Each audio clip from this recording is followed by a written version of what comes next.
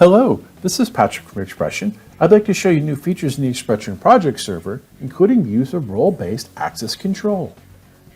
So here I'm with the XPression Project Server Manager, and this is a piece of software that allows me to connect to a project server and do administrative functions with it. So I'm going to log in under the Server menu item. I'm going to choose Connect. And I'm going to log into the system. It's on my local computer, so it's localhost. Yours might have an IP address or a machine name. And mine has the administrator user in there. And I'm not going to tell you what the password is. That's for you to discuss with your local system administrator or your tech support or commissioning people from Ross Video when they come on site. I've logged in. Now you can see here on the left, I've got my object browser. This gives me the different functions that are here. So I can list roles in groups. I can have users. I have shows. I can create sync servers. In other words, different servers that I can synchronize with. We'll talk about that later. I've got sync groups, which is going between those sync servers, and transfer status, so I can see when files are moving into and out of my project server. I'm going to come back up to the second item, which is users. I've got a couple users in here. And let's just say in my facility, I have a broadcast news channel and I have a regional sports network. And I want to keep them separate so they're not mingling in each other's projects. So I've got a sports operator and I've got a news operator.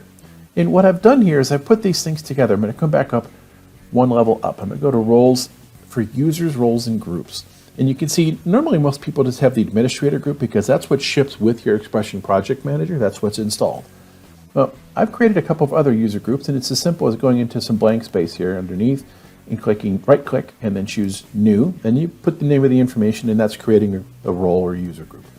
Well, I've already got some created. And where this becomes important, you can see here, they've got different permissions. And what I'm going to do is utilize some of these permissions to manage who can do what. So if I come down to shows, you'll notice that if I click on a show, for example, this is a news graphics show, I come down to the left side here, and you can see that as I launch into it, I have authorized user groups that are assigned there. And you'll notice they're all news-based in this because this is a news program. My news designer group can see this, my morning news and evening news. The bottom two there are my newsroom users. And this was done originally so that I could keep morning news journalists out of the projects for evening news and vice versa. It was a way to keep them from misusing each other's templates if I didn't want them to interact with each other's shows. We've taken this a step further. I'm going to show you quickly here. Generic sports. You can see I have a different group here, and I have sports operators, RSN or regional sports network designers, and sports sync, and that's for doing the sync groups workflow. Well, what was nice here, if I go back to shows, and I'm the administrator here, you can notice as an administrator, I have 20 shows on this project server. I'm going to log out of this project server, and I'm going to log back in as my sports operator. And what I want you to notice here, first off, a lot of the things in the object browser are gone, but you'll notice he only has 2 shows that he can access and he can do things with. If I log out again, and I'm going to log in as my newsroom designer,